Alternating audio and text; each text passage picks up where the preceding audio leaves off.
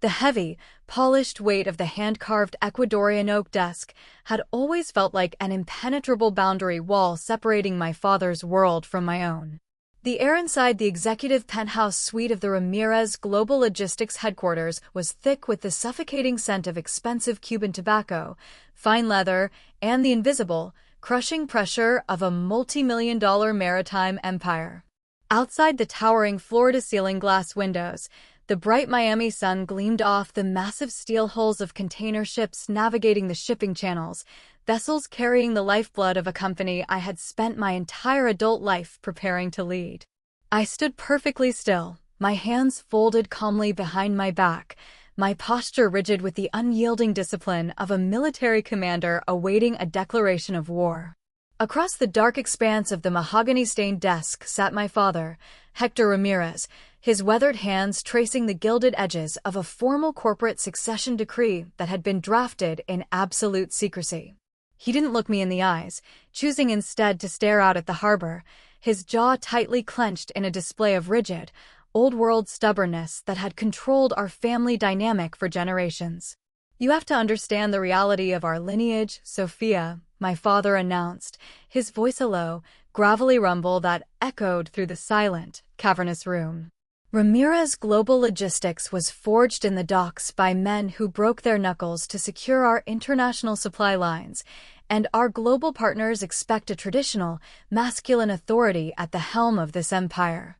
Your academic achievements are flawless. Your tenure as our chief financial officer has preserved our capital through 3 global market contractions, and your intellect is undeniable. But when the board convenes on Friday morning, I am officially naming your younger brother, Alex, as the sovereign chief executive officer of the Ramirez Corporation. It is a matter of patriarchal tradition, Sophia, and I expect you to swallow your personal pride and continue managing our financial infrastructure to ensure your brother's transition is flawless. The words didn't cut through my spirit. They simply froze the final, lingering remnants of my daughterly affection into a dangerous, crystalline calm. I looked past his shoulder to where my younger brother, Alex, sat slumped on the plush velvet sofa, his fingers frantically scrolling through his smartphone as he nursed a glass of premium scotch. Alex possessed an entitlement so profound it bordered on psychological pathology, a boy who had floated through life on a heavy cushion of unearned wealth, luxury sports cars, and absolute freedom from accountability. While I spent my entire 20s locked in windowless corporate offices auditing maritime tax records, tracking supply chain vulnerabilities, and earning a dual master's degree in global logistics, Alex was frequenting the exclusive nightclubs of Europe. He didn't know the differences between a standard bill of lading and a complex international customs manifest, yet, because of an outdated, patriarchal delusion, he was being handed the keys to a global empire. I didn't argue, and I didn't let a single flicker of human emotion alter the calm, stoic mask of my face, because my extensive training in corporate strategy had taught me that an empire cannot be saved by begging. I simply offered a polite, professional nod, stepped backward out of the executive suite, and allowed the heavy mahogany doors to close firmly behind me with a definitive click. They believed that my typical quiet compliance meant I would simply bow my head and act as the invisible safety net for Alex's inevitable, lazy incompetence. They completely underestimated the absolute, terrifying reach of an analytical mind that had spent a decade mapping every single valve, ledger, and digital server of the Ramirez Corporation. The true depths of the impending catastrophe, however, began to reveal themselves within less than 3 months of Alex assuming the command seat. Under his lazy, distracted tenure, the seamless operational harmony of our global logistics empire began to violently unravel into pure chaos. Catastrophic shipment delays began clogging our primary European fulfillment hubs, container tracking databases mysteriously failed, and our most lucrative international accounts were being systematically lost. The shipping lanes that used to function with mathematical precision were drowning in massive port demurrage fees, and the board of directors was descending into a panic as our stock value plummeted. My father spent his evenings behind his massive oak desk screaming at computer screens, frantically trying to cover up Alex's continuous operational blunders before the business press caught wind of the bleeding. But my years of forensic auditing experience told me that a playboy's natural incompetence does not cause an airtight, multi-million-dollar maritime supply chain to collapse with such rapid, highly targeted precision. I quietly locked the door of my secure financial suite, pulled up our centralized operational mainframes, and initiated a deep, subterranean digital audit of our internal corporate communications. As the encrypted data packets and routing logs fully decrypted onto the monitors before my eyes, a massive, dangerous corporate plot twist laid itself bare with absolute, horrifying clarity. Alex's catastrophic failures and the lost international accounts were not the mere results of his signature laziness and structural ignorance. My younger brother was being actively manipulated, blackmailed, and psychologically dismantled by a predatory rival logistics firm named Apex Maritime Syndicate.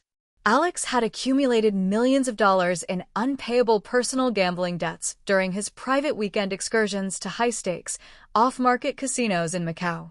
Agents from Apex Maritime had quietly purchased his debts, cornering my brother in a state of absolute, breathless terror right before his grand coronation as CEO.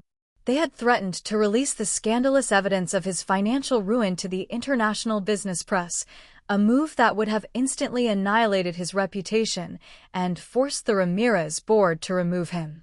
To save his fragile ego and keep his unearned title secure, Alex had agreed to a hidden, traitorous loop of corporate espionage, completely selling out our family secrets from the comfort of the executive suite.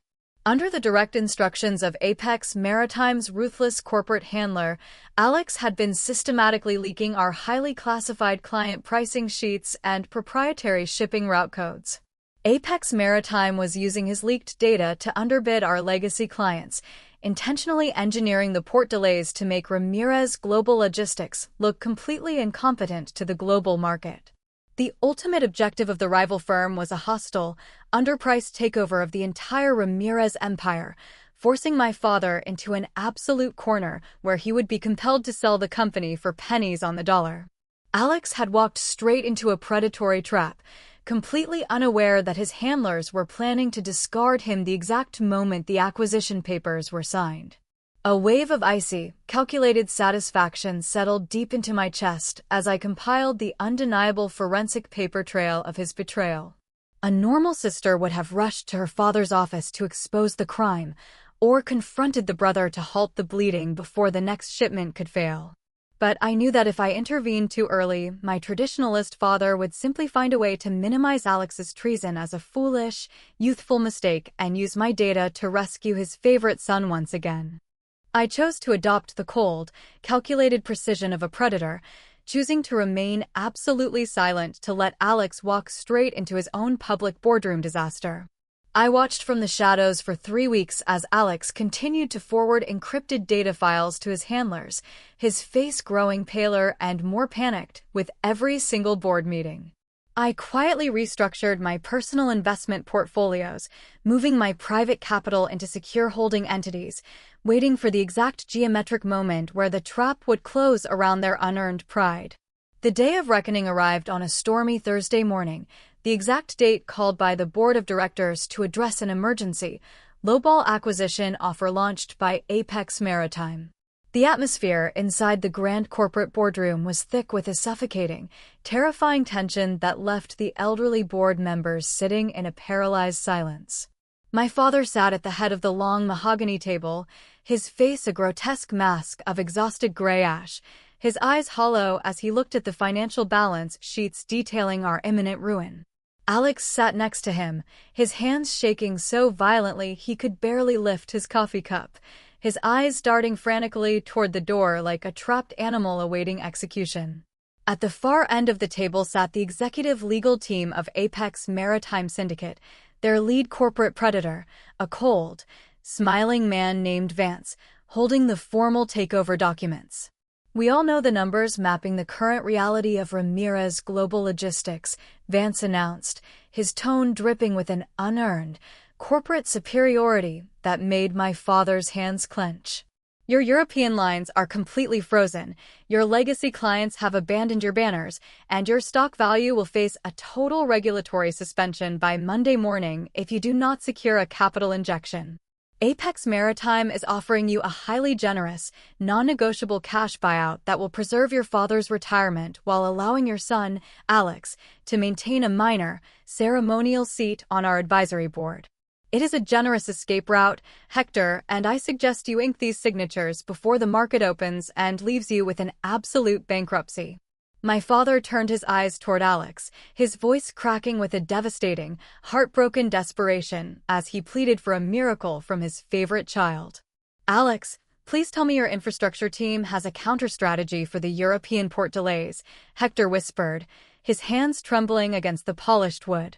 Tell me you can save this empire. Alex opened his mouth, but only a weak, pathetic stutter escaped his lips, his eyes rolling back in sheer psychological terror as he realized he had absolutely nothing left to offer. I stood up slowly from my seat at the far end of the table, the sharp, mechanical click of my heels breaking through the silent courtroom-like atmosphere of the boardroom. Before my father's hand could even reach for the pen to sign away 70 years of family history, I stepped into the center of the room, my briefcase opening with a crisp, definitive snap. I think there is a foundational, criminal disclosure that requires the board's immediate attention before a single line of that fraudulent takeover is executed, I said, my voice smooth, chillingly calm, and entirely level. The absolute stillness in my tone instantly cut through the room, causing the predatory smile on Vance's face to instantly freeze into a mask of uncomfortable suspicion. Sophia, sit down. My father roared, his voice shaking with a blind, desperate reflex to maintain his control. This is an international corporate acquisition meeting, and I will not have you make a family scene.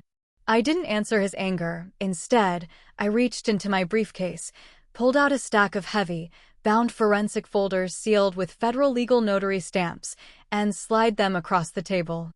The folders glided smoothly over the polished mahogany, coming to a dead stop directly in front of my father, Mr. Vance, and the primary board members. That is the comprehensive digital and financial forensic audit of Clark Management Solutions, the hidden corporate shell entity used by Apex Maritime to execute a multi-layered espionage ring inside this building, I stated with mathematical precision.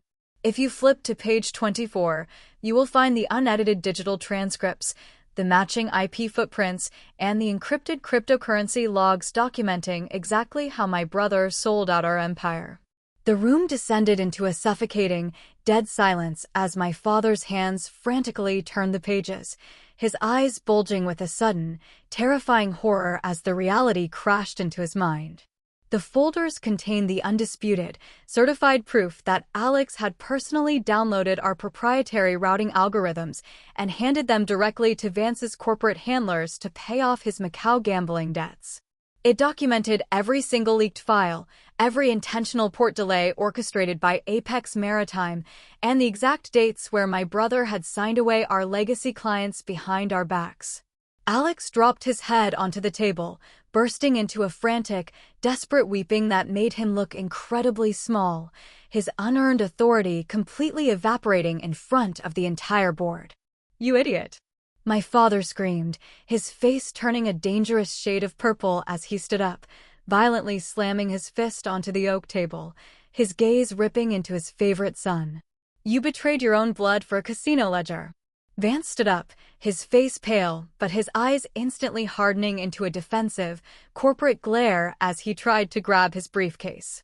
"This meeting is adjourned, Hector. Your daughter's internal family theatricals have no legal standing against our primary market acquisition filings," Vance hissed, moving toward the exit. "I'm afraid you are completely mistaken, Mr. Vance," I replied, my voice carrying a strange, chilling peace that halted his steps completely. "While you were spending the last 3 weeks celebrating your impending victory, my legal team was quietly presenting this exact forensic folder to the Federal Trade Commission and the Securities and Exchange Commission. An emergency asset preservation injunction has already been signed by a federal judge, freezing Apex Maritime's corporate acquisition funds, and launching a criminal espionage investigation into your firm effective 20 minutes ago. Your handlers are currently being processed by federal agents at your own headquarters downtown, and your lowball takeover offer is officially a worthless piece of criminal evidence. The board members stood up from their chairs, a wave of intense, righteous fury washing over the room as they turned their backs on the rival firm and began loudly demanding Alex's immediate termination. My father fell heavily back into his leather chair, the heavy succession papers slipping from his fingers and scattering across the floor like garbage as his reality completely collapsed. He looked up at me, his eyes wide with a sudden, breathless realization of the absolute magnitude of the woman standing before him, the daughter he had spent decades treating like an invisible secretary. "Sophia, you saved us. You completely dismantled them," Hector whispered, his voice rough, broken, and entirely stripped of his old-world arrogance. I didn't offer him a comforting smile, and I didn't let a single beat of familial guilt alter my strategy. I stepped up to the head of the table, my hands pressing firmly against the wood as I took complete monopoly of the room. "I didn't save this company to preserve your patriarchal delusions, Father," I stated, my words carrying the weight of an unyielding finality. "I saved it because it belongs to my hard work." The board will vote right now to execute Section 12, removing Alex from all corporate operations and completely abandoning your outdated succession traditions. You will sign the revised corporate decree naming me as the unilateral, sovereign chief executive officer of Ramirez Global Logistics today, or I will withdraw my private financial backing and let the regulators liquidate this company by morning. The transition of power was absolute, seamless, and executed with the cold, mathematical precision of an internal surgical extraction. The board of directors didn't hesitate for a single second, voting unanimously to strip Alex of his titles and passing the supreme corporate command directly into my hands before the market could even close for the afternoon. I sat down in the executive leather chair behind the massive Ecuadorian oak desk, the heavy wood no longer feeling like a boundary wall, but rather the foundation of my own independent empire. I immediately initiated a systemic, hyper-precise corporate rescue operation, deploying my custom supply chain algorithms to completely bypass the compromised European ports. I contacted our legacy international clients personally, presenting them with our new, multi-layered digital security frameworks and restoring our multi-million-dollar accounts within less than 72 hours of taking the seat. The bleeding of our stock value stopped instantly, reversing into a historic rally as the international business journals reported that the brilliant female mind behind the Ramirez finances had finally assumed complete control. Apex Maritime Syndicate collapsed into absolute ruin under the weight of the federal criminal espionage indictments, their executive assets liquidated to pay massive penalties to the state. The pacing of the narrative slowed down beautifully over the subsequent months, allowing the frantic corporate warfare to transition into a quiet, realistic restructuring of our family dynamic. I refused to let my brother rot on the street or face absolute poverty, because true corporate victory means reaching a place where your abusers are completely neutralized rather than destroyed out of malice. I stripped Alex of all access to our primary corporate capitals, placing him into a highly secure, non-leadership operational desk role deep within our auxiliary marketing division. He spent his days managing simple digital ad campaigns, his posture entirely humbled, his mind completely free of the playboy arrogance that had nearly driven him to a federal prison cell. He worked under the strict, continuous supervision of compliance managers I had personally vetted, learning for the first time in his existence the true, quiet reality of an honest day's labor. The final, emotionally resonant closure of my journey occurred on a quiet, rainy afternoon during my first 100 days as the active CEO. I was sitting behind the massive oak desk, reviewing our latest international quarterly revenue reports, when my father quietly entered the penthouse suite without his usual cigar or loud entourage. He looked significantly older, the sharp, aggressive lines of his old-world pride completely softened by the realization of the massive disaster he had narrowly survived. He walked over to the side of the desk, standing quietly for a long moment as he looked at the flawless operational metrics displaying themselves across my dual monitors. "I brought you this, Sophia," my father said softly, his voice rough and entirely unforced as he placed an old, tarnished brass compass onto the polished wood, the original tool our grandfather had used to chart his first shipping vessel. He sat down in the visitor's chair opposite me, his posture completely relaxed, his eyes locking onto mine with a deep, unyielding respect that carried absolutely no reservations. "I spent 30 years letting an outdated tradition blind me to the absolute brilliance of the daughter I brought into this world," he whispered, a genuine tear slipping down his weathered cheek. "I forced myself to believe that an empire required a son to survive, completely blind to the fact that you were the only true commander this family ever possessed. I am so deeply sorry, Sophia, for every single hour I made you feel secondary, and I want you to know that your grandmother and your grandfather would be profoundly honored to see their name carried under your leadership." "Thank you, Dad," I replied, my voice smooth, quiet, and carrying an unshakable sense of total liberation as I reached forward to gently accept the historic brass compass. "I appreciate your words, but more importantly, I appreciate the fact that our company is finally functioning on a foundation of pure merit rather than empty lineage." He smiled, a quiet, relieved expression spreading across his face as he stood up, offered a respectful nod, and walked out of the office, leaving me alone in the supreme sanctuary of my success. The house of cards they had built on a foundation of unearned privilege and patriarchal delusions had completely dissolved into pure ash, leaving behind the clean, unbreakable reality of my own self-worth. If you are listening to this story right now, and you are the daughter, the worker, or the silent strategist whose intelligence and hard work have been systematically overlooked due to tradition, hear me clearly. Your value is not defined by the absolute blindness or the short-sighted arrogance of the people who are supposed to guide your path. Strength does not mean enduring corporate manipulation, emotional neglect, or severe favoritism for the sake of a fake family harmony that only serves the lazy in your life. True power is born the exact moment you stop begging for the validation of people who trade love for outdated customs, and you begin to use your own brilliant intellect to establish unbreakable boundaries. My boardroom victory was a flawless achievement, an airtight deployment of forensic strategy that permanently saved our family's legacy from the hands of corporate traitors. But the true victory, the one that allowed me to look into the mirror every single morning with a peaceful, confident smile, was the freedom of knowing that I am more than enough. Home is not a geographic structure defined by a shared surname, a patriarchal code, or the toxic obligation to sacrifice your youth for people who treat your existence like an auxiliary asset. Home is where your boundaries are treated as absolute, where your hard work is genuinely honored, and above all else, home is where you are respected.